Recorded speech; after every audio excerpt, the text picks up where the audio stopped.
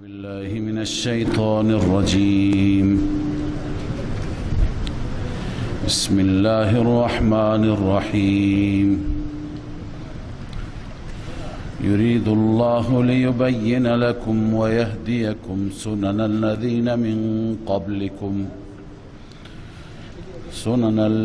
من قبلكم ويتوب عليكم والله عليم حكيم. والله يريد أن يتوب عليكم ويريد الذين يتبعون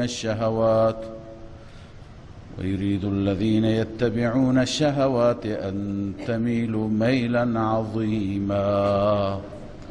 صدق الله العظيم. اللهم صل على سيدنا وشفينا وحبيبنا وعلى آله وصحبه وبارك وسلم. سبحان الله أنت العليم الغفور. بعد از اینکه 13 تا از احکامی که متعلق به رعیت هستند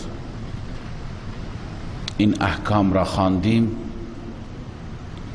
قبل از بیان حکم 14 و آخرین حکم، الله عزوجل ترغیب می فرماید به تعمیل این احکام، به عمل کردن بر این احکام. خداوند تعالی هدف این احکام را و فلسفه مشروعیت این احکام را بیان می فرماید خدا می خواهد که شما بر سنن گذشتگان، بر روش کسانی که قبل از شما بودند، انبیا، صالحین، نیکان، شما بر روش آنها قرار بگیرید و به روش اونها بروید. خدای عزوجل میخواهد که شما بر سنن الذین من قبلکم،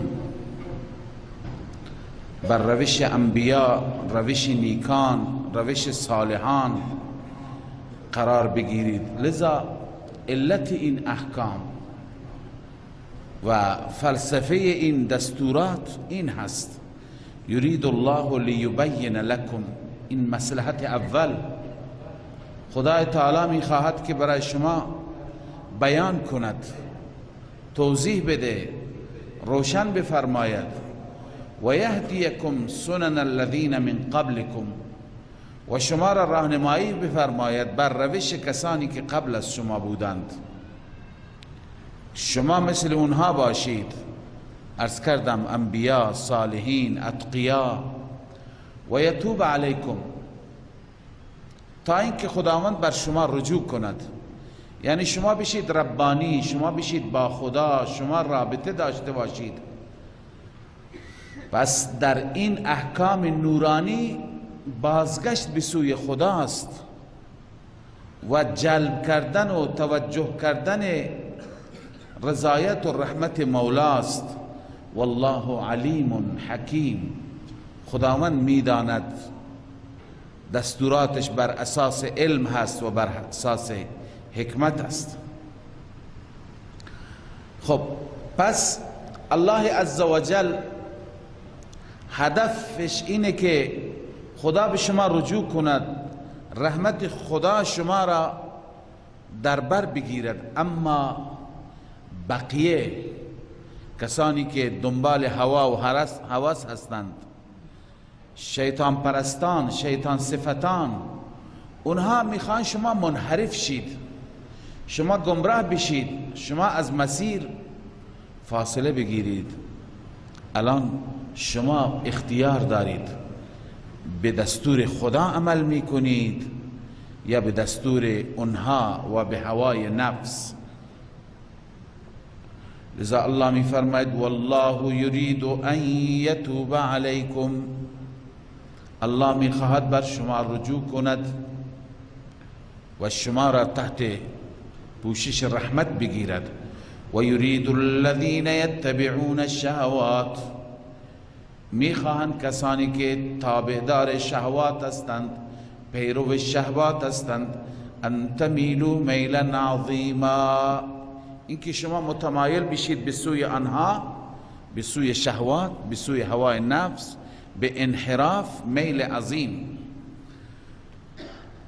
اونها میخواد که کار را بر شما سنگین بکند و خدا میخواد که آسان و سبک. یرید الله ان یخفف عنکم، الله میخواهد که از شما تخفیف بدهد، بار سنگین را از دوش شما بردارد، سبکبال بشید. چرا؟ و خلق الانسان ضعیفا، این علت است چون که انسان ضعیف آفریده شده، توانایی بار سنگین ندارد. خدا میخواد که بارش سبک بشه، بارش آسان بشه. پس اگر میخواهید که سبکبال بشید، از خداوند فرمان بگیرید، از خداوند شما حرف شنوی داشته باشید. خب ما اونچه که در آیات گذشته خواندیم، بخشی از اونها منع بود از خوردن مال یتیم، از خوردن مال زن که مهریه‌اش را انسان از طریق حرام بخورد.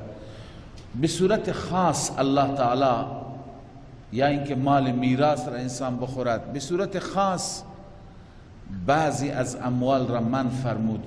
در اینجا تعمیم بعد از تخصیص است، یعنی مطلقاً هر مالی که مال دیگران باشد الله تعالی می فرماید شما اون مال رو نخورید، اون مال مصرف نکنید. خیلی مهم است که انسان در زندگی خودش تلاش بکند تا مال حلال و رزق حلال گیرش بیاید.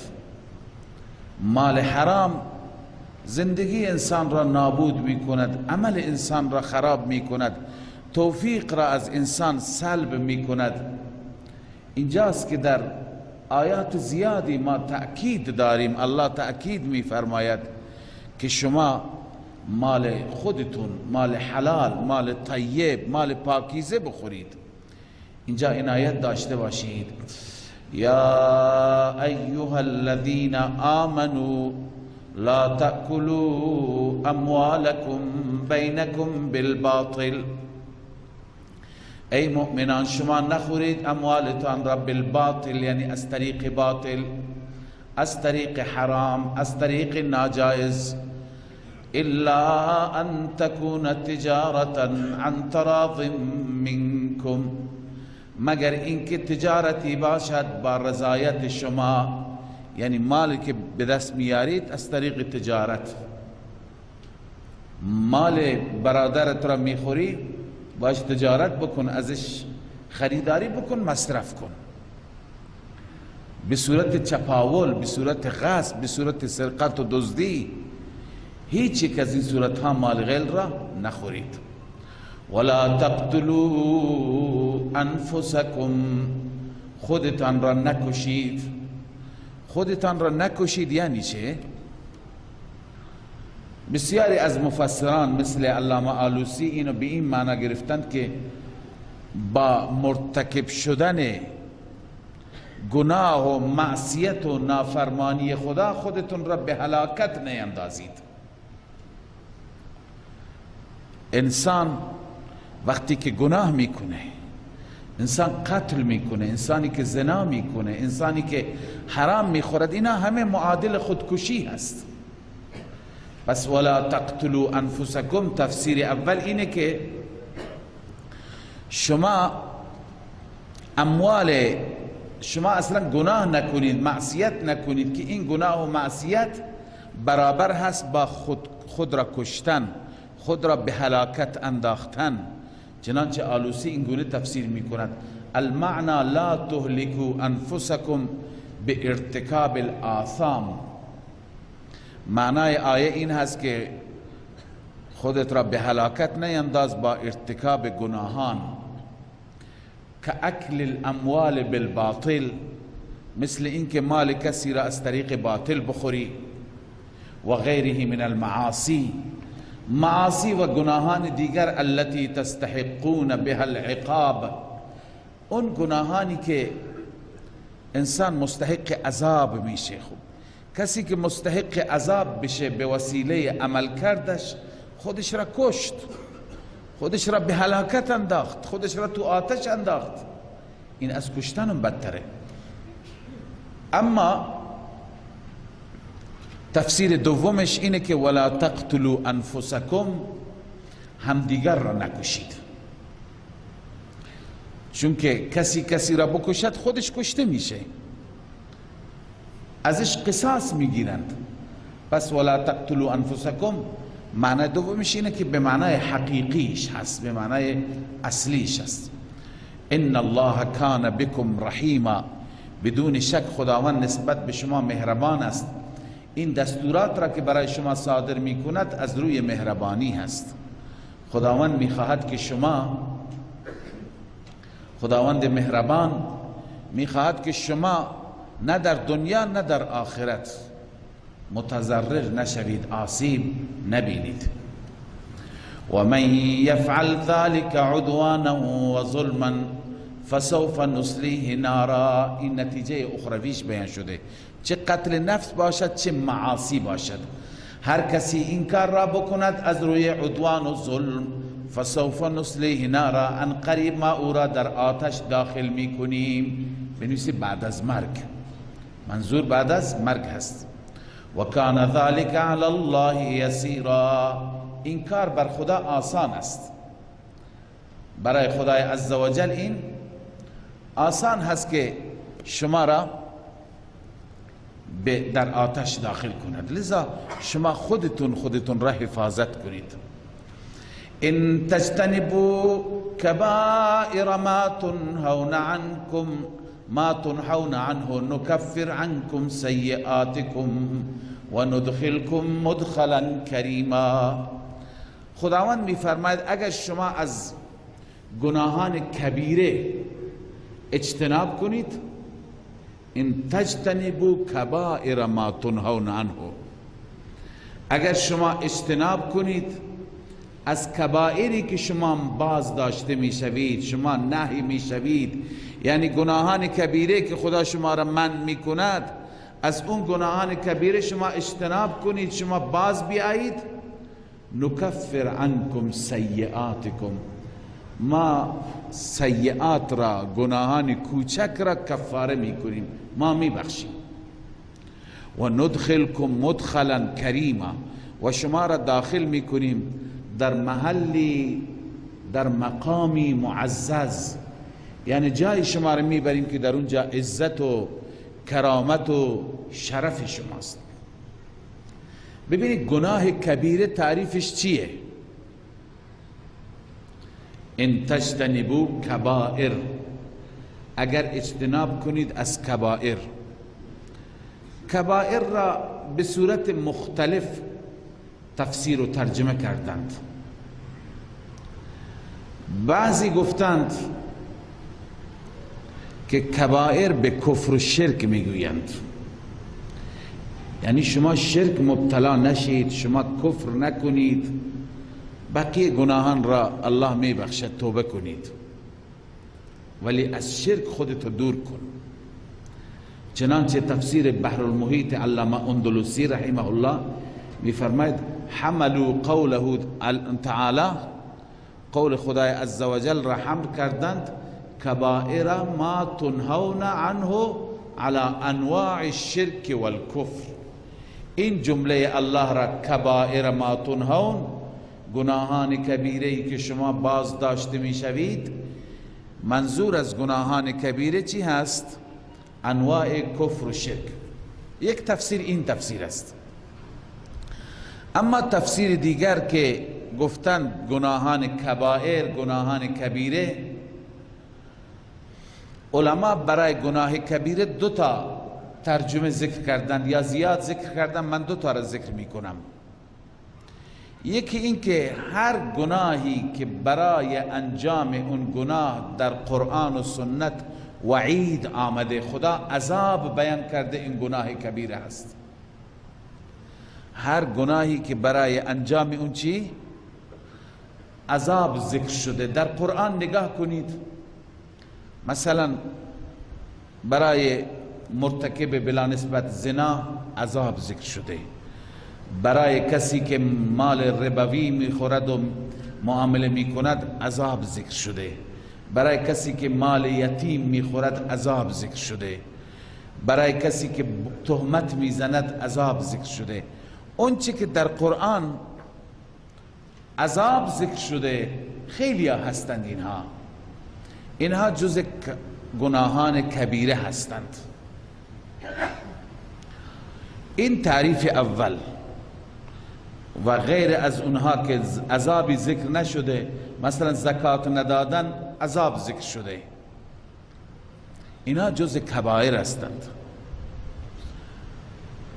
دوم، تعریف دوم که کبیره و صغیره چی هست؟ این گناهان همه گناهان کبیره هستند، اما نسبت به هم کبیره و صغیره هستند. نسبت به هم. مثلا الان شما یک بچه 15 ساله بگیرید، این بچه 15 ساله نسبت به بچه 10 ساله چیه؟ کبیره، بزرگه. اما نسبت به جوان 20 ساله چی هست؟ کوچکه. این گناهان که کبیره و صغیره هستند نسبت به هم از نظر گناهند، همه بزرگند. به عنوان مثال غیبت یا بهتان گناهی هست، گناهی کبیره هست. با آبروی مسلمان بازی کردن هست، یا روبروش آبرویش را میبری یا پشت سر آبرویش را میبری، این از کبائر است. ولی از این بزرگتر قتل انسانه، خونش را بریزی، اون از این بزرگتر است. الان که قتل گناه کبیره هست، معناش این نیست که غیبت صغیره هست. بله، غیبت نسبت به قتل چیه؟ کوچکتره، اما نسبت به خودش چیه؟ بزرگتره.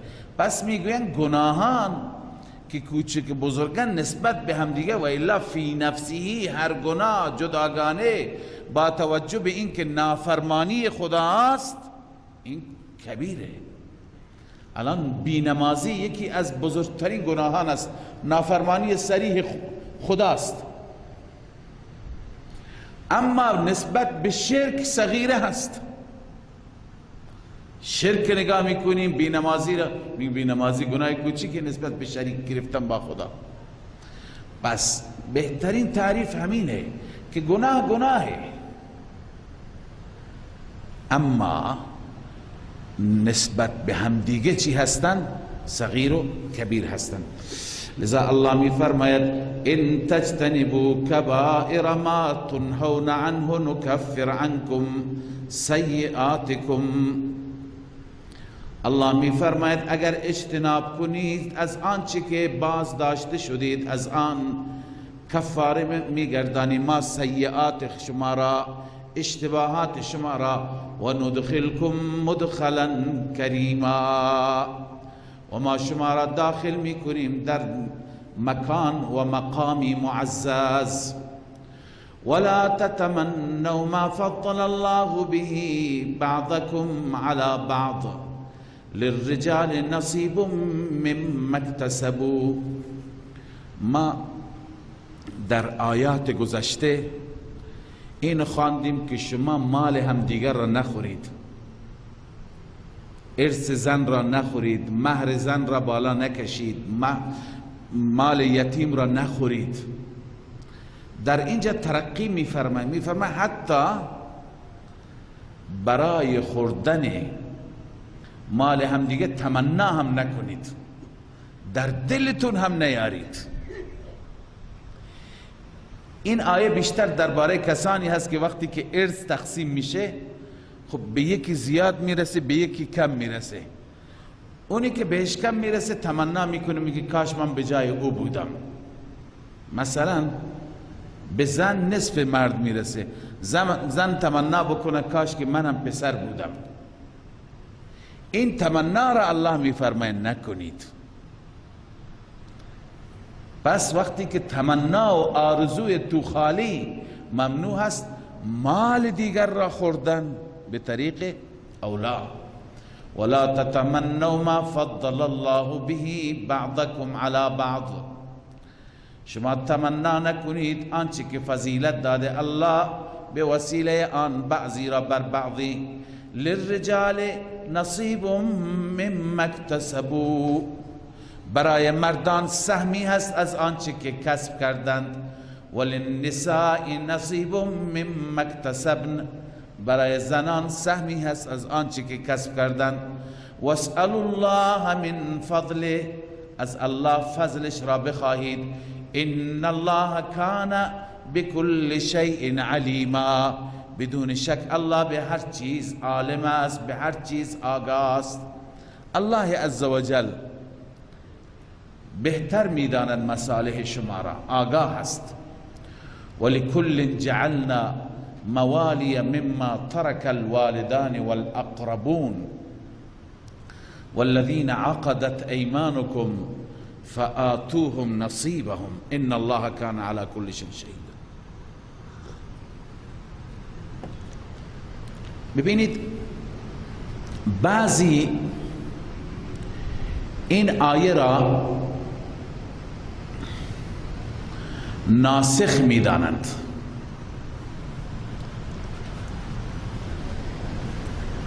قبلا اینطور بود که در زمان جاهلیت دو نفر با هم دیگر عقد برادری و عقد مواخات می بستند، به این صورت که می گفتم ما با هم برادریم، ما که با هم برادر شدیم هر کسی بر ما ظلم کرد انتقام میگیریم، هر کسی ما را کشت او را میکشیم، هر کسی با ما درگیر شد با او درگیر میشیم و هر کدام که از ما مرد از هم دیگه سهم هم میبریم، ارث هم میبریم. در ابتدای اسلام این بود، چنانچه اینجا گفته که والذین عقدت ایمانکم فآتوهم نصیبهم. اونهایی که با اونها عقد بستید، عقد بر عهد و بر پیمان و بر برادری، سهمشون را بدید، یعنی ارث اونها را بدید. اما میگویم بعداً این منسوخ شد. با چی منسوخ شد؟ با لکل جعلنا موالی. هر کسی ما برایش موالی تعیین کردیم. موالی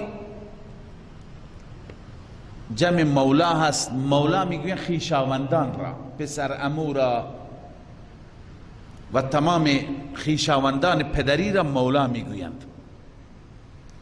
لذا میگویند که بعد از این که قرآن فرمود به موالی، به خویشاوندانتان، به برادرانتان، به پسرعموهایتان، به عموهایتان، اونهایی که از شما ارث میبرن به اونها ارث بدهید.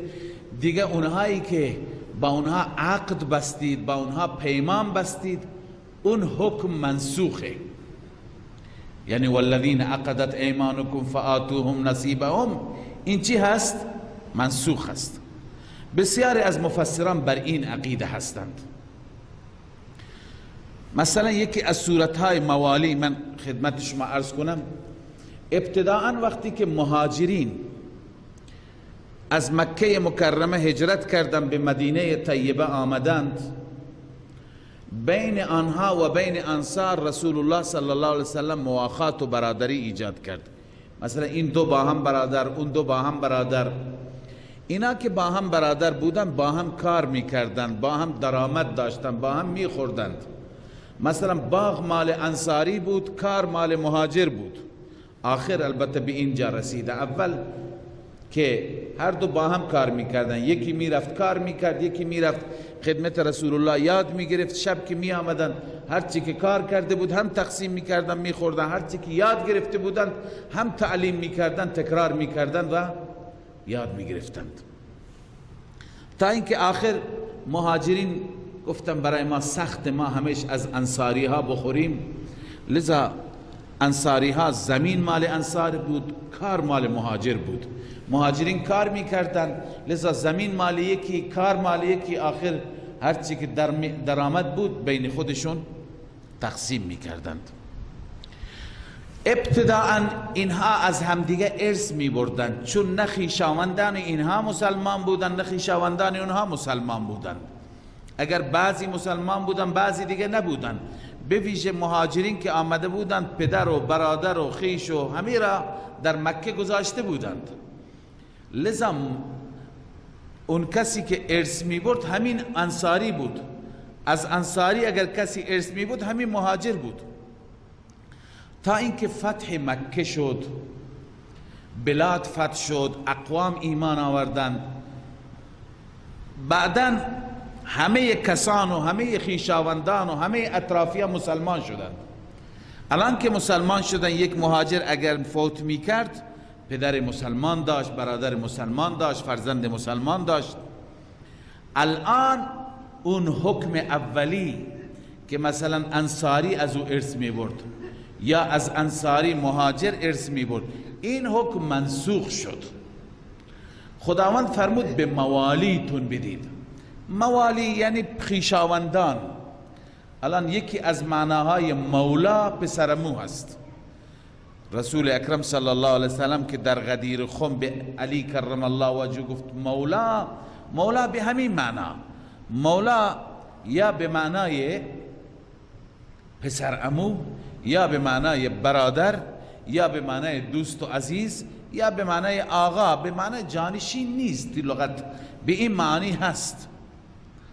خب اون بحثش انشاءالله سر وقتش عرض میکنیم. پس موالی خویشاوندان را میگه.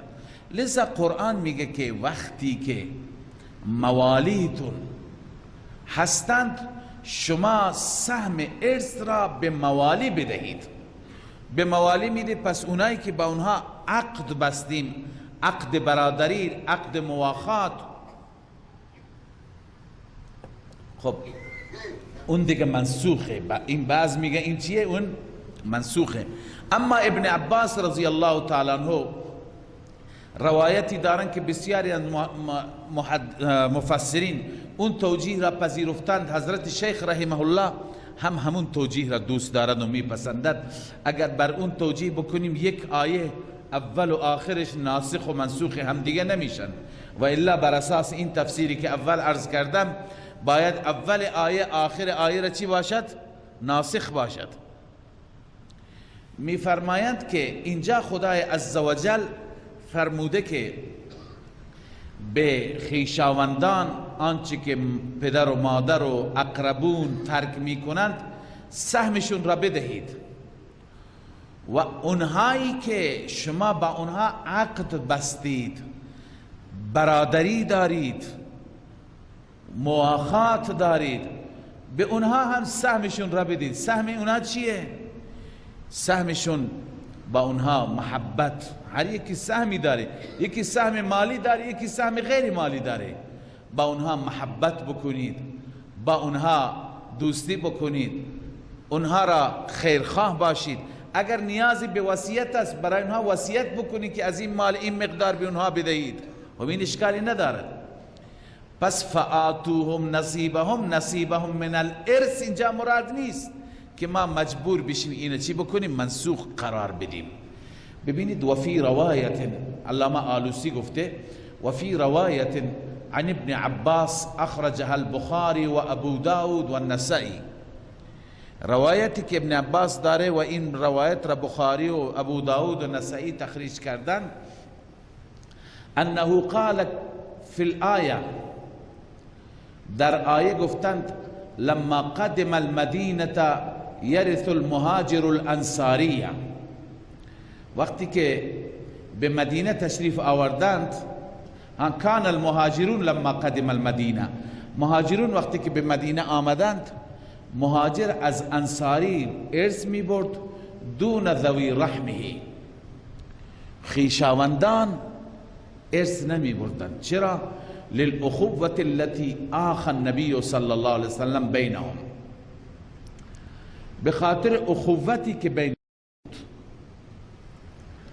فنزلت ولکل جعلنا موالی، پس این آیه نازل شد ولکل جعلنا موالی، نسخت، پس اون حکم منسوخ شد. این که مهاجر از انصار و انصار از مهاجر ارث می برد منسوخ شد، ولی آیه ای نبود. خب پس لازم نیست که آیه ای را ما منسوخ قرار داده بشه. ثم قال والذین عقدت ایمانکم فآتوهم نصیبهم، این که اینجا آمده والذین عقدت ایمانکم، این معنیش چیه؟ میفرماید این معنیش اینه که فآتوهم نصیبهم من النصر والوفادة والنصیحة، نصیبشان را بدید، یعنی کمکشون کنید، با اونها وفادار باشید، خیرخواهشون باشید. بله، پس اینجا بحث میراث نیست، نصیبشان از حقوق دیگر، نه که از مال. اگر اینطور ما تفسیر بکنیم پس نیازی به منسوخ کردنش نیست. ان الله کان علی کل شیء شهیدا، الله تعالی بر هر چیز گواه و حاضر است. الرجال قوامون علی النساء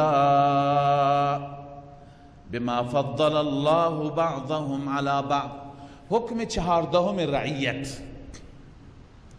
حکم 14 رعیت. حکم 14 این هست که در کانون خانواده الله عزوجل مرد را امیر گذاشته، مرد حاکم است. ببینید هر مجموعه یک نظمی لازم داره یا نداره؟ یک شهر کسی را میخواد که به عنوان امیر و به عنوان حاکم شهر باشد، یک کشور هاکذا، یک مجموعه، یک طایفه در رأس خودشون سرداری دارند. الان اون که سردار شد دیگه نمیگیم تبعیضه، اون سردار، بقیه چرا زیر دستند؟ به خاطر نظم لازم است که یکی را در رأس بگذاریم، بقیه از اون تبعیت کنند. الان الله عزوجل مرد را برای اغراضی، برای اهدافی آفریده، زن را برای اغراض و اهداف دیگر. لذا اغراضی که مرد برای اونها آفریده شده، با توجه به شرایط مرد سختتر آفریده شده، استحکام در او بیشتر هست، تحمل و صبرش بیشتر هست، مدیریتش قویتر هست. لذا با توجه عموما اینطور بعضی وقتا میبینیم یک زنی از یه مردی بهتر است، ولی عموم را داریم بحث میکنیم. پس الله عزوجل تعیین فرموده که در کانون خانواده مرد حاکم باشه، مرد سردار و امیر باشه، بقیه از او اطاعت کنند. پس این حکم 14 رعیت است. تا زمانی که این به این عمل بشه، کانون خانواده یک کانون منظمی خواهد بود، هرج و مرج نخواهد بود، توش مشکلات نخواهد بود. الله می فرماید الرجال قوامون علی النساء، تعیین حاکم، مردان قوامون هستند، یعنی مسلط هستند بر زنها، قائم کنندگان هستند، یعنی همه امور به اونها بستگی دارد، نه اینکه مرد دیکتاتوری بکند، حاکمیت مطلق داشته باشد. اون که شور و مشوره در خانه هست به جای خود، اما اختیار امور به دست مرد هست. چرا؟ چند تا سبب الله بیان می فرماید. بما فضل الله بعضهم على بعض، سبب اول به سبب اینکه الله فضیلت داده بعضی را بر بعضی و مسلمه مرد بر زن فضیلت داره، از جهاتی صلاحیتش، استعدادش، شایستگی هایش بیشتره. شایستگی ها در امر حکومت خانه، امارت خانه، و الا امکان داره در ابعاد دیگر شایستگی های زن بیشتر باشد. مثلا در باب طاعت و بندگی شایستگی زن بیشتر باشد، در باب درس و علم و خواندن شایستگی زن بیشتر باشد، بالخصوص در باب عمل و علم تفاوتی نیست. صبح خواندیم که هر کس که عمل بکنن من ذکر او انثی، مرد و زنی نداریم اونجا، اما در اینجا شایستگی های مرد بیشتر هست. و سبب دوم بما انفقوا من اموالهم، به سبب اینکه آنها خرج میکنن از مالشان.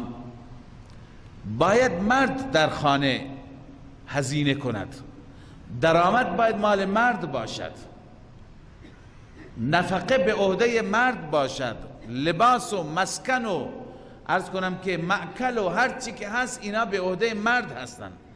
پس هزینه کننده هم مرد است. این هم یک سبب دیگه و یک امتیاز دیگه.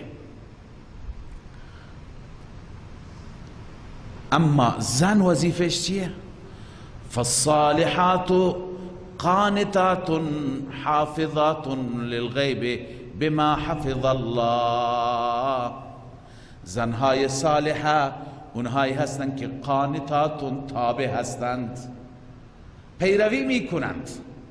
حافظات للغیب یعنی للغیب بمعنی فی غیب، در صورت غیبت ازواجشان، غیبت همسرانشان حافظه چی هستند؟ ناموس هستند، حافظه ننگ هستند.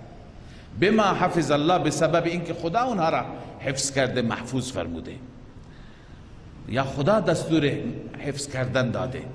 لذا زن مطیع، زن فرمانبر اون هست که اولا تبعیت میکند از شوهر، دوم اینکه در غیاب شوهر حفاظت کننده هست و ننگ و آبروی شوهر را محافظت میکند. ببینید این تعیینی هست که خدای عزوجل تعیین کرده. رسول اکرم صلی الله علیه و سلم علائم قیامت را وقتی که بیان کردند، علائم متوسطه، یکی از اون علائم فرمودند که زنها پیشا پیش هستند، یعنی حرف زن سالاری هست و حرف اول را زن میزنه، گویا امیر و حاکم و تصمیم گیرنده زن است. اگر اینطور باشه در خانواده‌ای، پس برخلاف اون چی که قرآن گفته داره عمل میشه. مواظب باشیم. واللاتی تخافون نشوزهن. خب در همین حکم 14 چند تا قانون جنبی هم میخوانیم. شاید زنی باشد که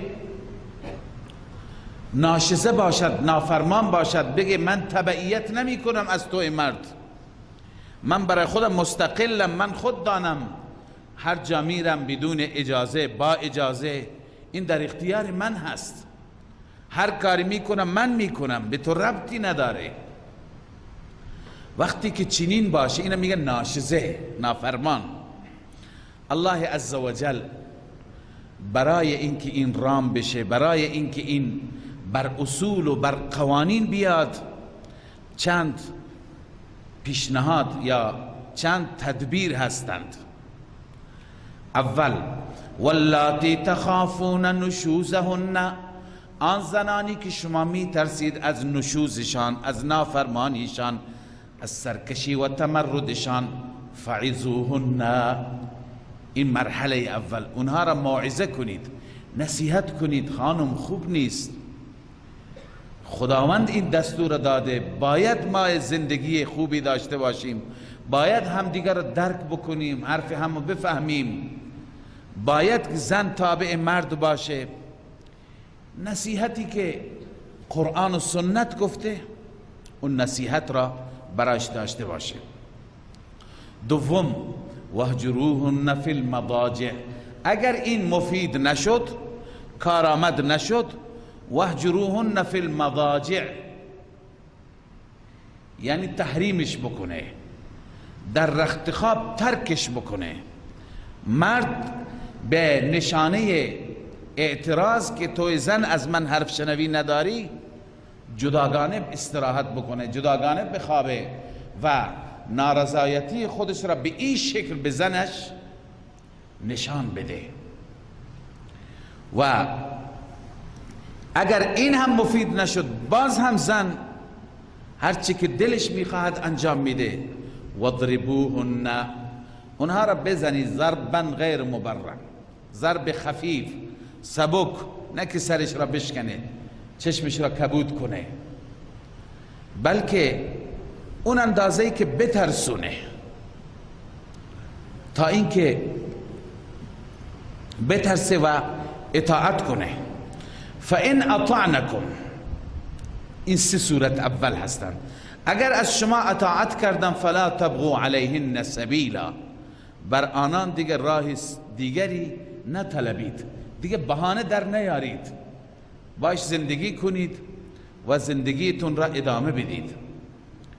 اما اگر اینجا مفید نشد، دیدن که نه هنوز اینا با هم درگیرند، هنوز اختلاف دارند، هنوز سازگاری با هم ندارند، اینجا خدای عزوجل به اولیاء میگه، به اولیاء دو طرف میگه دو تا حکم، دو تا داور تعیین کنید، یک داور از طرف مرد باشه، یکی از طرف زن باشه. اصلا بشینن اینها ببینند که اختلاف روی چیه، این داورها بررسی بکنند آیا مقصر کیه، بررسی بکنند از جهت چی؟ از نگاه قرآن و سنت، ببینه حرف مرد ادعای زیادی داره یا زن، مرد یک تقاضای ممکن و بیجا داره یا زن، بررسی بکنند. هر کدوم بود، هر کدوم مقصر بود، اون تفهیم بکنند. اینجا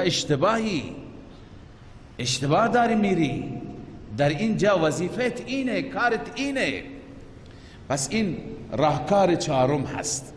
الله می فرماید و ان خفتم شقاق بینهما، اگر شما می ترسیدید از اختلاف بین آن دو، فبعثوا حکما من اهله و حکما من اهلها، تعیین کنید، مشخص کنید، بفرستید داوری از اهل مرد و داوری از اهل زن، برادرهای هر دو تا، پدر هر دو.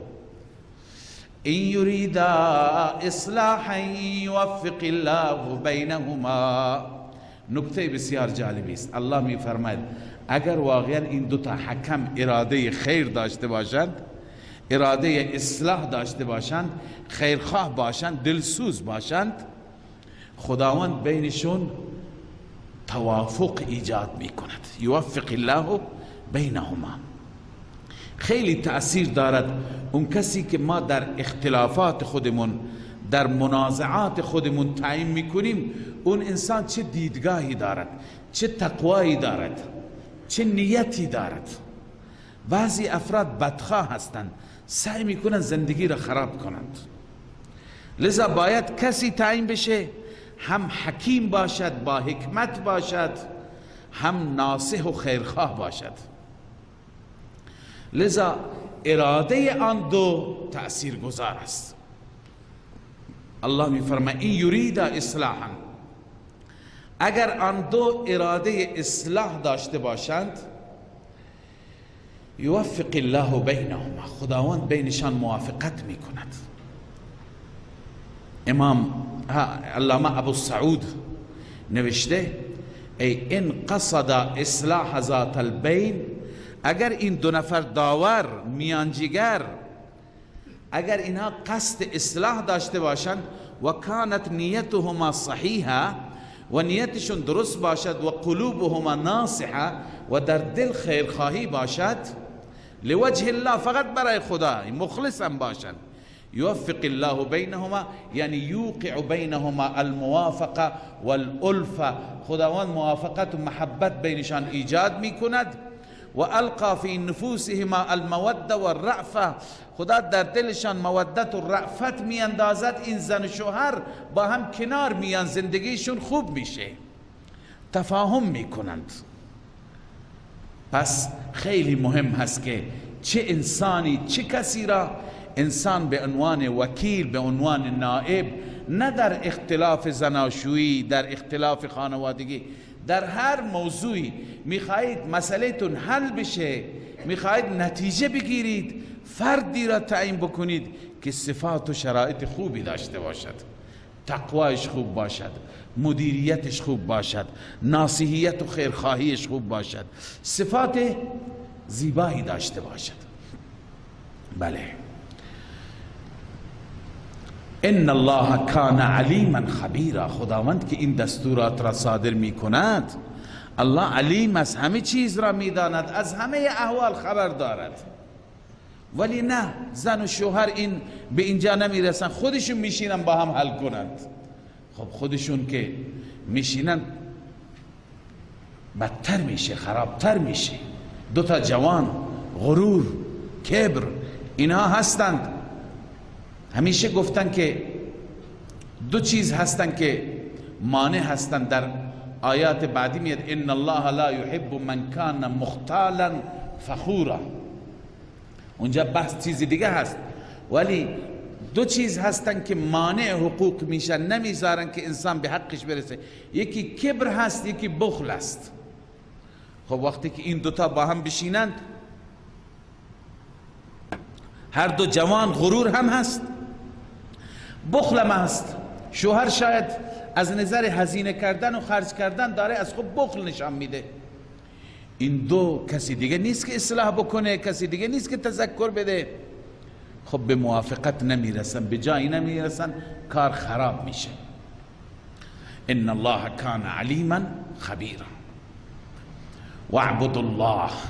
خب عرض کردیم 14 تا از احکام رعیت هستند.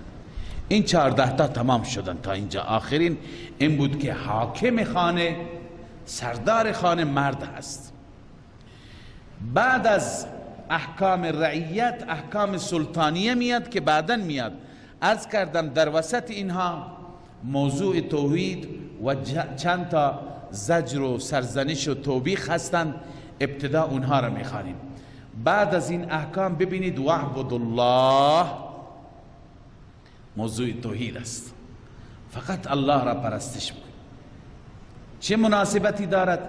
همه این احکام امور انتظامیه را میخوانیم، هدف اینه که ما به توحید و به یکتا پرستی برسیم.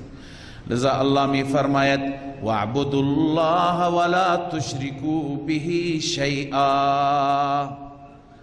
الله را فقط عبادت کنید، ولا تشرکو، شریک نگیرید به الله، شیئا، هیچ چیزی.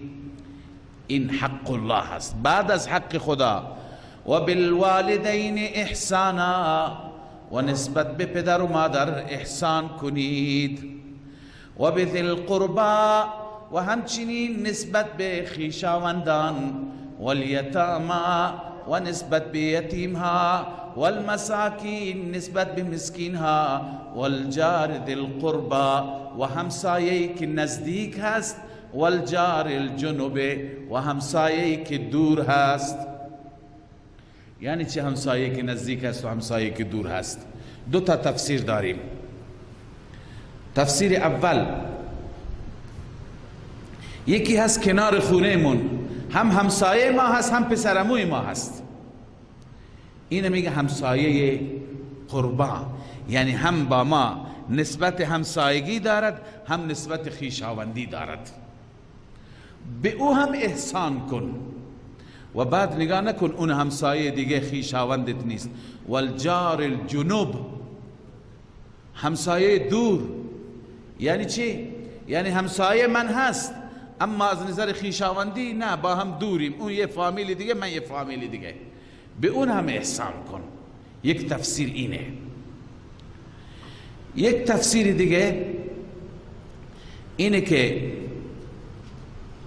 جار الجنوب، اون همسایه را میگن که کنار خونت هست، متصل خونت هست، پشت به پشت خونت هست، با تو ملاصق هست، چسبیده، اینم حق داره به تو خونت کباب درست میکنی، اون بویش اون اذیت میکنه، غذای خوبی درست میکنی بویش به مشام اونها میرسه، به این هم احسان کن. ورجار الجنوب، اون همسایه که چند خونه اونورتر است، تو همین محله هست، اونم حقی داره. همه همسایگان حق دارن. این تفسیر دوم است، عنایت داشته باشید. بله، قال ابن عباس و مجاهد و عکرمه و الضحاک و قتاده و ابو زید و مقاتل فی آخرین، چندی مفسر گفتن والجار ذی القربه چی است؟ هو الجار القریب النصیب، اون جاری که قریب تو هست، با تو نسبت داره، با تو خویشاوندی داره. والجار الجنوب هو الجار الاجنبی لا قرابت بینک و بینه. جار الجنوب همسایه بیگانه که هیچ قرابت و خویشاوندی با هم ندارید. این عبارت از بحر المحیط بود. این تفسیر اول بود. اما تفسیر دوم این امام رازی ذکر کرده، والجار ذی القربه هو الذی قرب جواره، اونی که جوارش و همسایگیش نزدیک خونتون هست. والجار الجنوب هو الذی بعد جواره، اونی که همسایگیش دور از خونش، دور از خونه شماست. هر دو تفسیر درسته. لذا الله می فرماید به اینها احسان کن. والصاحب بالجنب وابن السبیل. والصاحب بالجنب، اون رفیقی که کنارت هست، اون رفیقی که کنارت هست، گفتن منظور رفیق سفر است. رفیق سفر است. وقتی که مسافر هستی، تو اتوبوس هر که کنارت نشسته، تو هواپیما، تو قطار، اونم بر تو حقی دارد. گاهی انسان 12 ساعت سفر، 2 ساعت سفر، ولی گاهی انسان حرکاتی میکنه که او اذیت میشه، همین مقدار حق داره. مثلا کناری او سیگار نکش، اذیت میشه، ناس نینداز، اذیت میشه. این چیزها را باید انسان رعایت بکنه. یا مثلا گاهی موسیقی یکی گوش میکنه، گاهی کسی کاری دیگه میکنه، اون اذیت میکنه، پس اون هم حق داره. پس والصاحب بالجنب، یکی گفتن رفیق سفر، بعضی گفتن نه رفیق علمی و تجاری. مثلا 10 سال تو یک اتاقی هستی، یک طلبه با تو هم اتاقه، والصاحب بالجنب اینه. یا اینکه شما تجارت میکنی، کسی همیشه همراهتون است، مغازش کنار مغازه شماست، کنار هم هستید، والصاحب بالجنب اونه که از نظر شغلی کنارت هست. تو یک اداره هستی، او در کنار تو، دفترش در کنار دفتر، اینا که همسایه دیگه نمیتونن باشد، اینا هم صاحب بالجنب. میتونیم همه اینها را مراد بگیریم. رفیق سفر، رفیق علمی، رفیق تجاری، رفیق و همکار در اداره، همه اینها را چه اشکال در اینها انسان با همه احسان کنه. انسان چنان خوش خلق باشه، خوش اخلاق باشه، احترام همه را داشته باشه. لذا الله می فرماید والصاحب بالجنب. و بعضی گفتن والصاحب بالجنب یعنی همسر، اون صاحبی که همیشه کنارت هست، اونی که همیشه دوشادوشت در کنارت قرار داره، همسر انسان است، در هر سفر و حضر، در هر خوشی و ناخوشی با انسان همراه است. لذا نسبت به او احسان کن، نسبت به او نیکی کن. بله، و ابن السبیل، همه اینها را، همه این تفسیرها درسته، همه را رعایت بکنیم. و ابن السبیل با مسافر هم نیکی کن. مسافری که در مانده نیاز به کرایه هست. امروز متاسفانه هم در جامعه فریب و دغل زیاد هست، هم این که مردم همدردی ندارند. در زمان گذشته فقر بود، ناداری بود، ولی اینقدر مردم بی تفاوت نبودند. مسافر اینجا میاد میگه ما از شهرستان آمدیم، خانم همراه ماست، جایی نداریم، پول نداریم مسافر خانه بریم، کسی نیست که اونها را ببره. نه مردم اعتماد میکنند، نه مردم دل داره از نظر سخاوت. هم اعتماد کمه، هم سخاوت کمه متاسفانه. و ابن السبیل مسافر حقی دارد. بعضی افراد هستند که به مسافرها، بعضی هستند صفات خوب دارند، در همین محله هستند، میشناسیم کسانی را که نگاه میکنه کجا مسافری از دوردست آمده با زن و بچه میبره خونه خودش پذیرایی میکنه، خیلی صفت خوبی هست. بعضی مردم در طول زندگی همین صفت را دارند، آخر الله عزوجل چه لطفی و چه محبتی نسبت به اونها. دو نفر را میشناسم، یکی در همین منطقه بلوچستان، یکی در منطقه خراسان. هر دو صفاتشون، هر دو با جماعت تبلیغ سر و کار داشتند، انسانهای صالح بودند و هر دو مرگشون تقریبا شبیه هم بود. همدردی میکردند، مسافری چیزی می آمد می بردن خونهشون، کمک میکردند. هر دویشون به همین حالت فوت کردند که در مسجد سائلی آمده بود در بعد از نماز مغرب،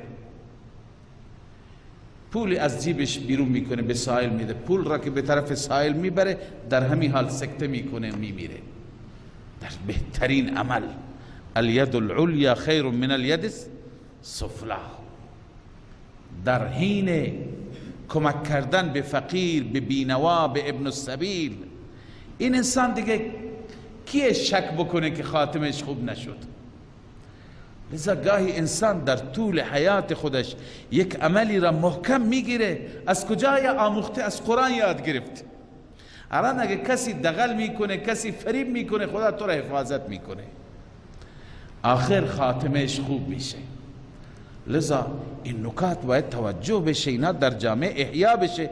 چرا کسی تو شهر ما هست میاد ولی جایی نداره سرگردانه؟ باید چنان مهمان نوازی می بود که روی اون مهمان با هم درگیر می شدن، قره می انداختن، اون می گفت من می برم، اون می گفت من می برم.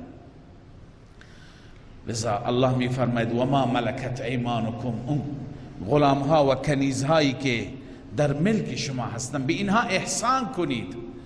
ان الله لا يحب من كان مختالا فخورا، بدون شک الله دوست ندارد هر اون انسانی را که مختال و فخور باشد.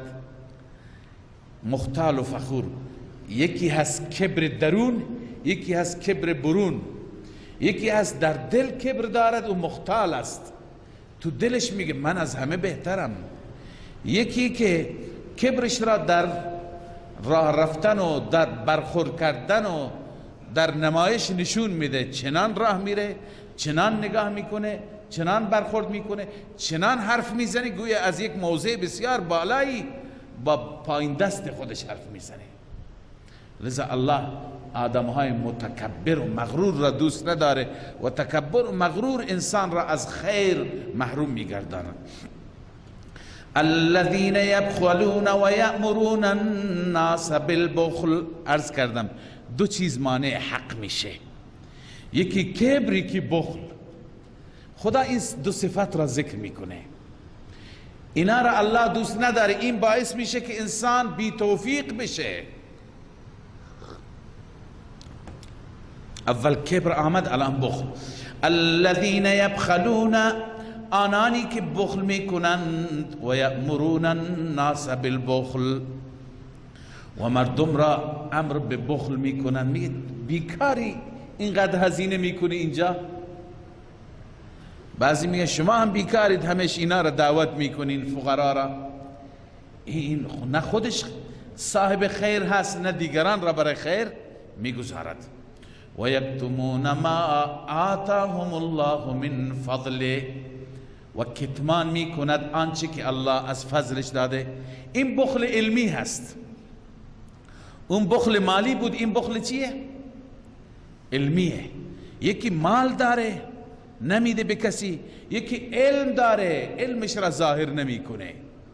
الله می فرماید و یکتمون ما آتاهم الله من فضله و اعتدنا للکافرین عذابا مهینا.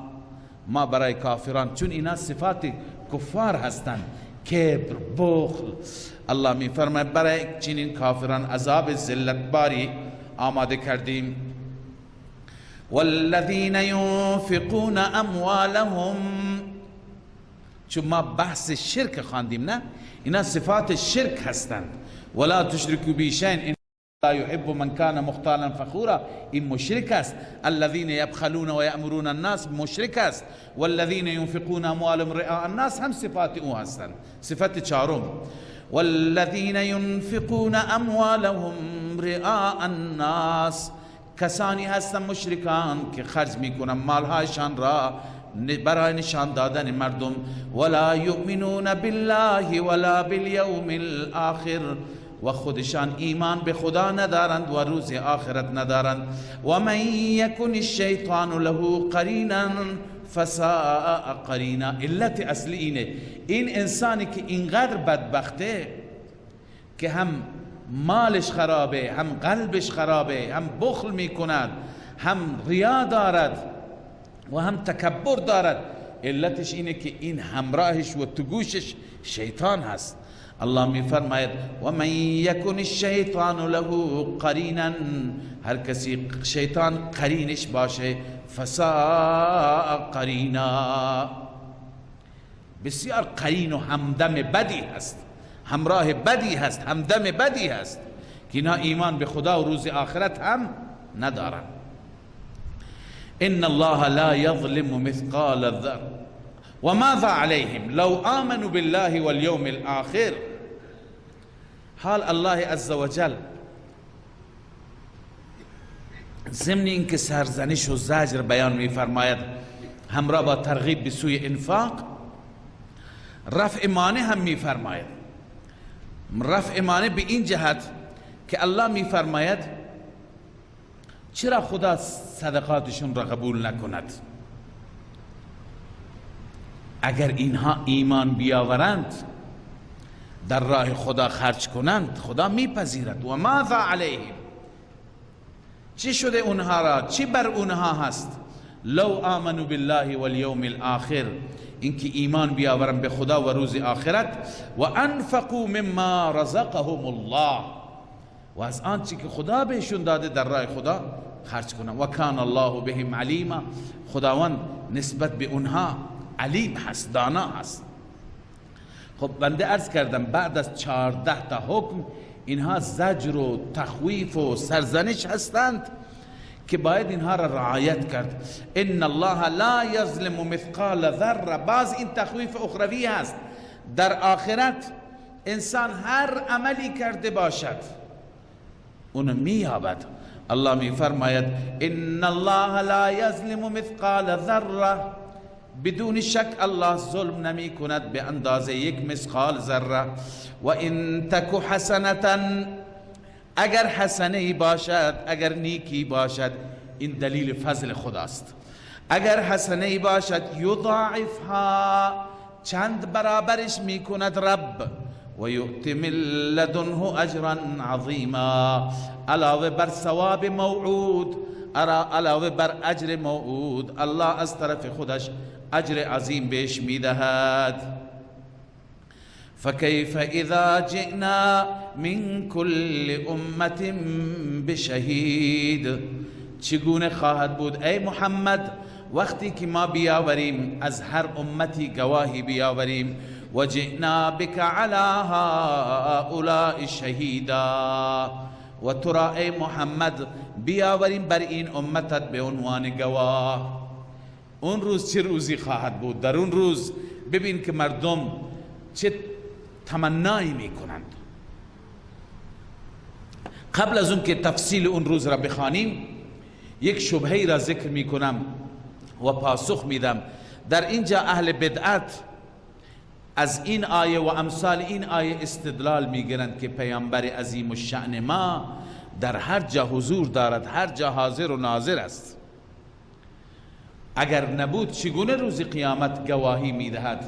خدا او را به عنوان گواه می آورد و قائم میکنه. حتما الان اینجا تشریف دارد، اعمال ما را می بیند، خوب و بد ما را می بیند که روز قیامت می آید و گواهی می دهد. اولا خدمت شما قبلا عرض کردم این که هر جا حاضر بودن و ناظر بودن بر اعمال ما این صفت خاصه الله عزوجل است. بغیر از الله کسی این صفت را ندارد. و درباره رسول الله صلی الله علیه و سلم و هر کسی دیگر این صفت را اقرار کردن و اعتراف کردن، چه بگیم پیغمبری این صفت را دارد، چه بگیم امامی یا ولی از صالحین این صفت را دارد، در واقع او را ما در این صفت با خدا شریک قرار دادیم، چون این خاصه الله است. من آیات متعددی قبلا برای شما خواندم که این فقط و فقط در الله منحصر است. خب پس وقتی که پیغمبر هر جا حاضر نباشد، چگونه پیغمبر در محضر الله عزوجل گواهی میده؟ ببین این آیه به وسیله حدیثی خوب تفسیر شده. در حدیث مفصل است، در روایت بخاری هست که رسول مکرم صلی الله علیه و سلم می فرماید در روز قیامت بعضی از افراد امت من را به طرف جهنم میبرند. من میگویم خدایا اینها همراهان منند، یاران منند، اصیحابی اصیحابی. به من جواب داده می شود که شما نمیدانید بعد از شما اینها چه کردند. منظور اون ضعیف الایمان هایی که به سوی ارتداد رفتند. پیغمبر خدا صلی الله علیه وسلم می فرماید وقتی که به من این جواب می دهند، من میگویم فاقول کما قال العبد الصالح، من میگویم همان چیزی را که عبد صالح گفت، یعنی عیسی علیه السلام. چی میگویم؟ و کنت علیهم شهیدا ما دمت فیهم، خدایا من در میان اونها گواه بودم، حاضر بودم تا زمانی که بودم در میان اونها. فلما توفیتنی، زمانی که مرا وفات دادی، کنت انت الرقیب علیهم، تو مراقب بودی، تو نگهبان بودی. و انت علی کل شیء شهید، و تو بر هر چیز گواه و حاضری، من نبودم. لذا این که پیغمبر را به عنوان شهید می آورند، به عنوان گواه می آورند یا به عنوان مراقب می آورند، در رابطه با کسانی که پیغمبر در میان اونها بود. ما دمت فیهم، رواه مسلم، تا زمانی که در میان اونها بوده. علی ای حال اون روز انسان ها چه حالی خواهند داشت؟ الله می فرماید یومئذ یود الذین کفروا وعصوا الرسول، در آن روز دوست دارند، تمنا می کنند کسانی که کفر کردند، کسانی که نافرمانی رسول کردند. لو تسوا بهم الارض، این لو مصدریه هست، یعنی مساوی شدن با زمین را تمنا می کنند کاش با زمین برابر می شدند، یعنی خاک می شدند، تو زمین می رفتند، سر بلند نمی کردند از بس که خجلند. ولا یکتمون الله حدیثا، الله هیچ سخنی را کتمان نمی فرماید. هر چی که کرده، هر چی گفته، هر چی داشته، همه ظاهر می شود و آشکار. یا ایها الذین آمنوا لا تقربوا الصلاة، عنایت بفرمایید که بعد از 14 تا از امور انتظامیه نوبت میرسد به امر مصلح. امر مصلح اینجا چیه؟ نماز است. خب نماز با این امور انتظامیه چه ارتباطی دارد؟ ببینید برای انجام امور انتظامیه و ضوابطی که خدای عزوجل در این آیات تعریف کرد و بیان فرمود، لازم هست همدلی، لازم هست یکسویی، لازم هست همدیگر را درک کردن و این همدلی، وحدت، یکسویی با نماز ایجاد میشه. شما اون حدیث بیادتون هست، بالخصوص با نماز جماعت، اینجا بحث نماز جماعت است. رسول اکرم صلی الله علیه و سلم درباره نماز جماعت فرمود که صفهایتون را راست بگردانید یا اینکه خداوند بین قلوب شما اختلاف ایجاد میکند. صفوا صفوفکم او لیخالفن الله بین قلوبکم او کما قال علیه الصلاة والسلام. صفتون را راست کنید یا خداوند بین قلوبتان جدای میکند. پس هرچی که در نماز صف منظم باشد، راست باشد، برابر باشد، قلوب با هم دیگه متحد، همدل میشه. وقتی که همه با هم همدل، محبت، مودت باشد، امور بهتر انجام میگیره، حقوق بهتر رعایت میشه، حق هیچ کسی پایمال نمیشه، ضایع نمیشه. پس فلسفه امور مصلحه در وسط امور انتظامیه این هست.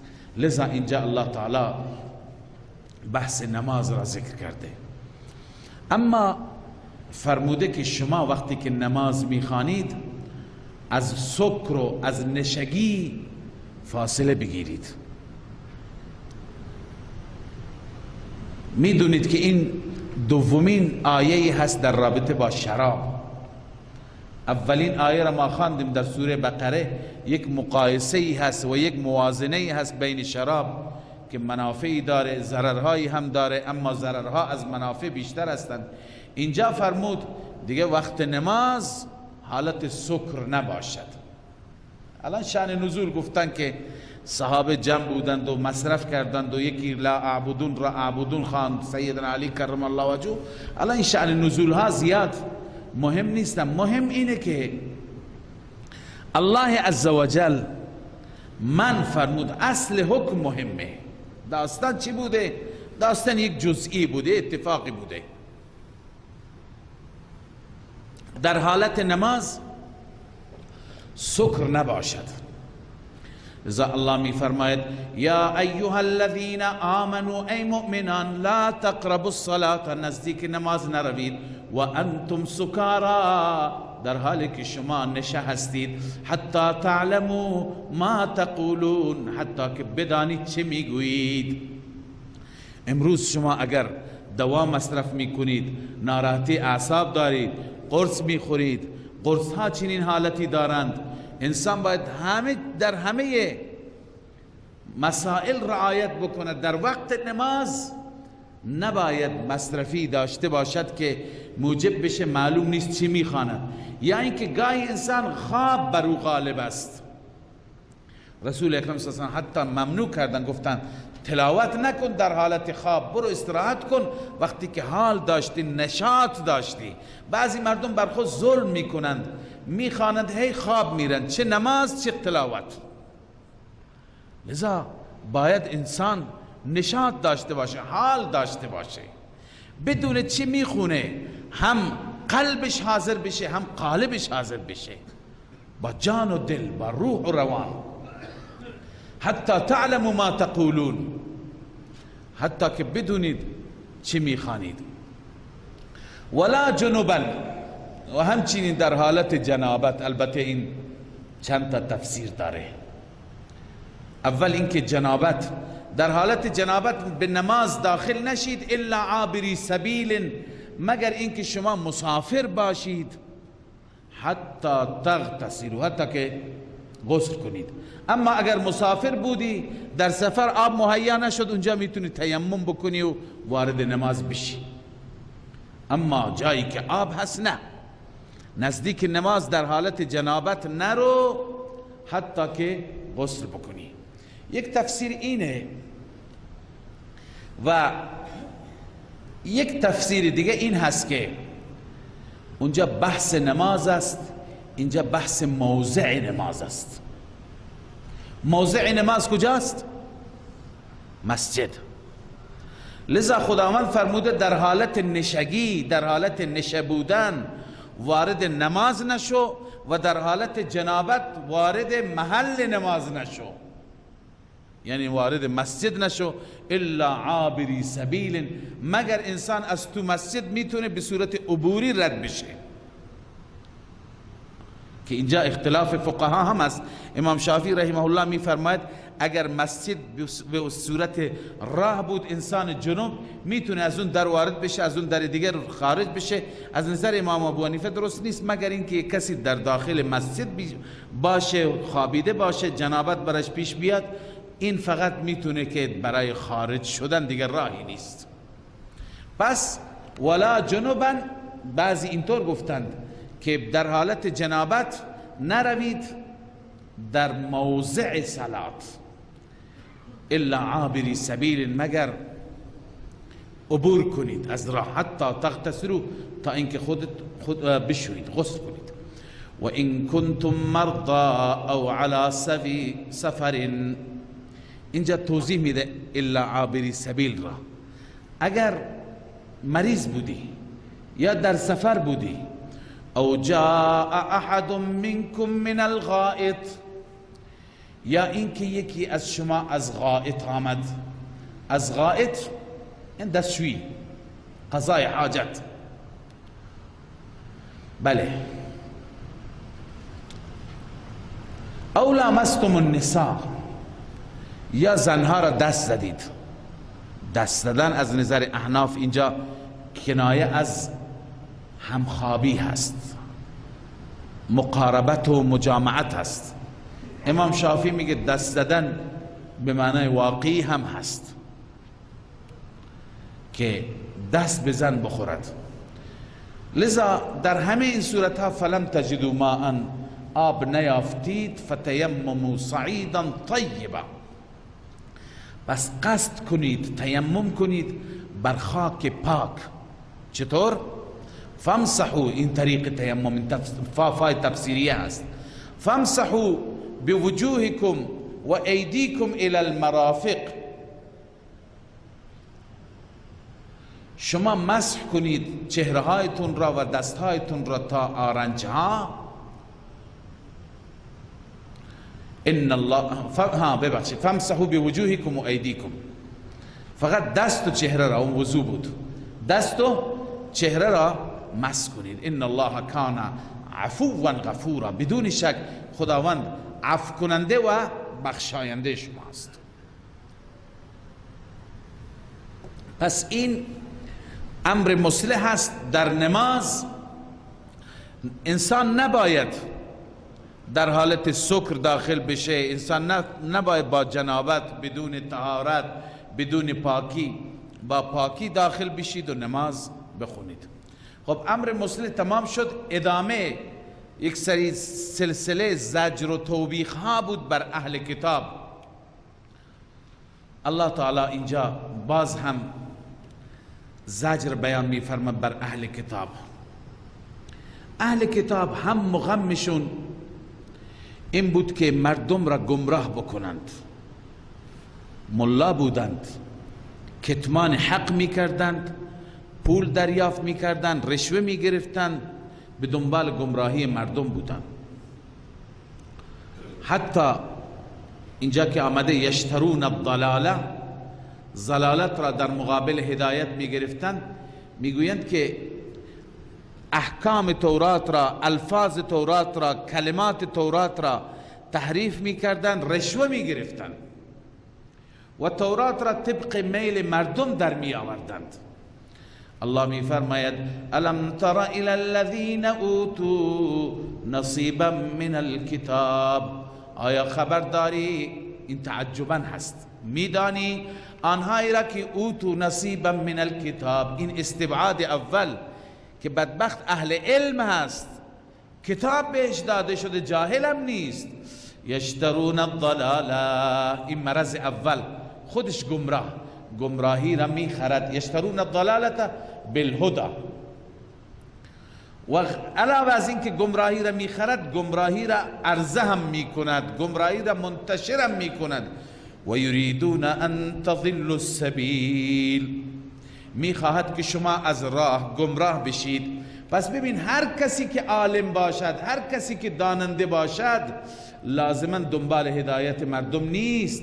بسیاری از افراد هستند که میدانند و مردم را چی؟ گمراه میکنند. اینجا علامه آلوسی نوشته قال الزجاج المعنى یأخذون الرشا، اینها رشوه میگیرند و یحرفون التورات، تورات را تحریف میکنند. فالضلالت هو هذا التحریف، پس ضلالت همین تحریف را میگند. و یریدون ان تضلوا السبیل. اما الله تعالی اینجا مؤمنین را تسلی میده، خدا اینها را میشناسد، خدا اینها را زیر نظر دارد. والله اعلم باعدائکم، الله بهتر میداند دشمنان شما را. و کفا بالله ولیا، الله کافی هست از نظر اینکه ولی و دوست و حامی شماست. و کفا بالله نصیرا، الله کافی شما را از نظر اینکه یاور شماست. من الذين هادوا يحرفون الكلم عن مواضعه، این من بیانیه هست. الذين اوتوا نصیبا من الكتاب، اونهایی که بخشی از کتاب داده شدند و تحریف میکنن کیند؟ اینجا در من بیان شدند. من الذين هادوا، از آنانی هستند که یهودی شدند. یحرفون الکلم عن مواضعه، کلمات تورات را تحریف میکنند. لفظا یا معنا بنویسید. تحریف میکنند از مواضعشان.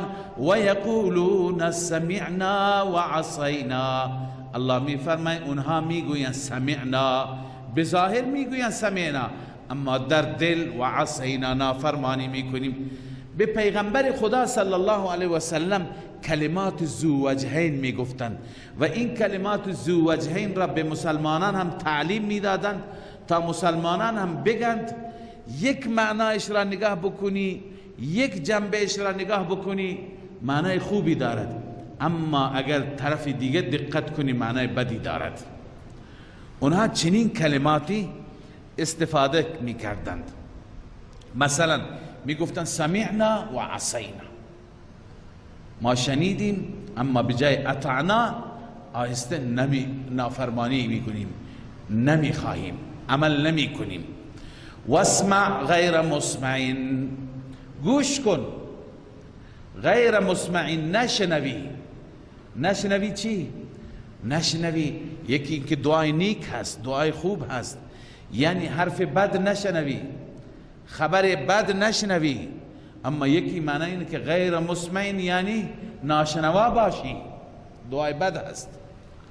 و راعنا، راعنا میگفتن، راعنا یکی رعایت ما بکن، ملاحظه ما بکن. اما یکی اینکه لیم بالسنتهم، یک مقدار زبان خودشون را چی میکردند؟ کج میکردن. راعینا از رعونت است، رعونت به معنی احمق. و طعن فی الدین، طعن در دین میگفتند، یعنی در دین میخواستند ضربه بزنند، تمسخر بکنند، استهزاء بکنند. اما الله عزوجل باز هم با وجودی که اینقدر کفرگو بودند الله تعالی ترغیب میده، ترغیب میده که اگه اینها اینطور میگفتن بهتر بود.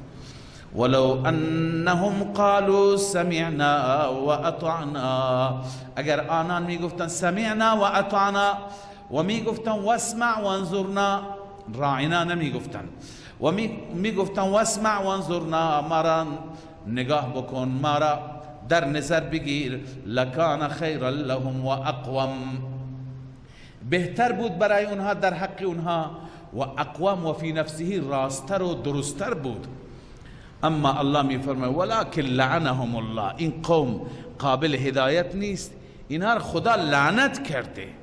ولکن لعنهم الله بکفرهم، بسبب کفرشان لعنتشون کرده. فلا یؤمنون الا قلیلا، پس اینها ایمان نمی آورن مگر اندک، همون اندکی که ایمان آوردن. حال خدای عزوجل این اهل کتاب را که اینقدر بدبخت بودند، تمسخر و استهزا می کردند، دعوت میده، ترغیب میده، دعوت میده و تخویف هم بیان میکنه، تهدید هم میکنه. الله میفرماید یا ایها الذین اوتوا الکتاب، ای کسانی که کتاب داده شدید، آمنو بما نزلنا، ایمان بیاورید. این منافقانه تون درد نمیخوره، از ته دل، از صمیم قلب، آمنو بما نزلنا مصدقا لما معکم، ایمان بیاورید آن کتابی را که ما نازل کردیم، یعنی قرآن، به قرآن ایمان بیاورید در حالی که این قرآن مصدقا لما معکم، تورات شما را تصدیق می کند، آنچه که با شما است تصدیق می کند. ایمان بیاورید من قبل ان نطمس وجوها، قبل از این که ما تخته بکنیم. تمس میگویند صاف کردن، چهره ای که چنان صاف بشه نه بینی داشته باشد، نه چشم داشته باشد، نه دهان داشته باشد. فنردها علی ادبارها، برگردانیم آنها را بر پشت. علی ادبارها یعنی الی ادبارها، منظور اینه که مسخ بکنیم شما را. قبل از این که شما را مسخ بکنیم، چشم و گوش شما را بگیریم، قبل از اون که عذاب من خدا بیاد، قبل از اون بیاید ایمان بیاورید. او نلعنهم کما لعنا اصحاب السبت، الله می فرماید یا این که ما آنان را لعنت کنیم همان گونه که اصحاب سبت را، اهل شنبه را، اونایی که تبدیل به چی شدند؟ میمون شدند، ما لعنت کنیم. و کان امر الله مفعولا، اینها تهدید محض نیست، امر الهی، امر خدایی که هر فیصله بکند مفعولا، شدنی است، حتما میشه، حتما انجام میپذیرد. اما از میان این گناهان چیزی که بیشتر خدا را ناراضی میکند و بیشتر مورد تهدید برای از طرف خدای عزوجل تهدید بر اون هست، شرک. الله میفرماید این یکی قابل بخشش نیست، بقیه قابل بخششند. ان الله لا یغفر ان یشرک به، بدون شک الله نمی بخشد این که شریک قرار داده بشه به الله. احدی را، چه بتی را، چه سنگی را، چه درختی را، چه انسان صالحی را، چه نبی، چه ولی، چه ملکی، چه امامی، الله می فرماید لا یغفر ان یشرک به، این که شریک قرار داده بشه به الله اینو نمی بخشد. و یغفر ما دون ذلك لمن یشاء، می بخشد بغیر از این برای هر کسی که بخواهد. اونم عام نیست، بقیه گناهان این نیست که خدا مطلق می بخشه، اونی که الله بخواهد. الله برای چه کسانی می خواهد؟ یکی کسانی که توبه بکنند، دوم کسانی که خود خدا به سبب عملکرد خوبی، حرکت خوبی بر اونها فضل بکند، رحمت بکند، دیگه اون خدا بهتر میداند. و من یشرک بالله، هر کسی شریک بگیرد به خدا، چه در ذات، چه در صفات، چه در عبادت، در هر چیز شریک بگیرد، فقد افترا اثما عظیما، همانا این انسان افترا گفته بر خدا، اسم عظیم، گناه بزرگ. اما اون چیزی که عجیبتر اینه که این اهل کتاب با وجودی که شرک میکردند خودشان را تزکیه هم میکردند، خودشان را پاک میدانستند. چی میگفتن؟ میگفتن نحن ابناء الله و احباؤه. خوب دقت کنید، عادات اهل کتاب در میان ما مسلمانان هست. قبلا عبارت شاه ولی الله را، سخن شاه ولی الله را چند بار نقل کردم. بسیاری از ماها هستیم که افتخار میکنیم به پدران خودمون، آقازاده هستیم، پیرزاده هستیم، صاحبزاده هستیم، سیدزاده هستیم، هرچی هستیم، افتخار میکنیم به اونها، خودمون عملی نداریم. یا خیلی ها به استاد ما، به مرشد ما، چون که من با فلان سلسله، با فلان مرشد نسبت دارم، این منو نجات میده. نه، اون چیزی که تو را نجات میده عمل تو هست، فضل الله است و اونم به سبب عمل تو. پس الله عزوجل می فرماید درباره اهل کتاب است، ولی فقط آیه را محمل آیه یهود ندونید، خودمون را هم مطالعه کنیم. الله می فرماید الم تر الی الذین یزکون انفسهم، آیا خبر داری از آنهایی که خودشان را پاک میگردانند؟ چی میگویند؟ بقولهم نحن ابناء الله و احباؤه قاله حسن و قتاده. حسن و قتاده گفته، اونا میگفتن ما ابناء الله هستیم، محبوب خدا هستیم.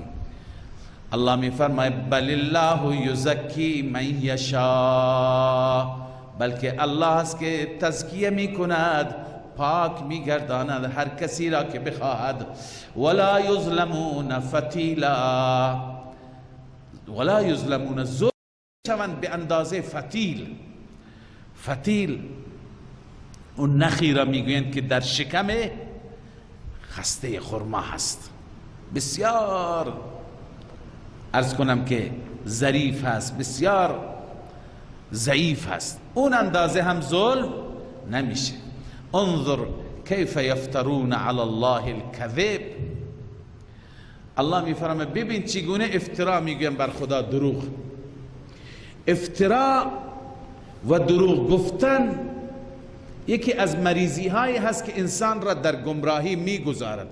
خیلی در میان عوام ما هم بعضی چیزها معروف هست که حقیقت ندارد.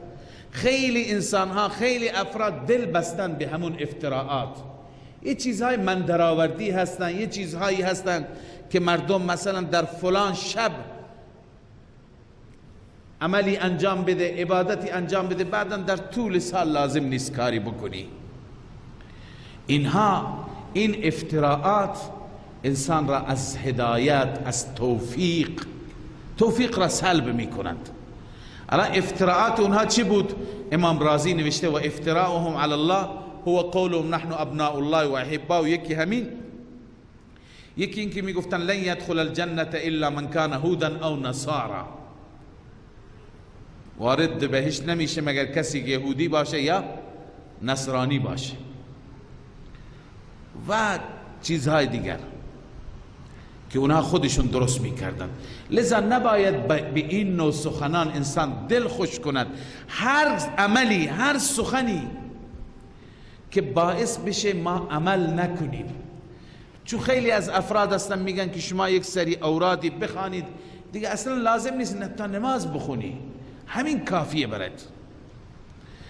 الله تعالی میفرماید که انظر کیف یفترون علی الله الکذب و کفا به اثما مبینا. الله میفرماید که برای اینها همین کافی است از نظر گناه آشکار، همین افترا، همین دروغ گفتن برایشون کافی هست.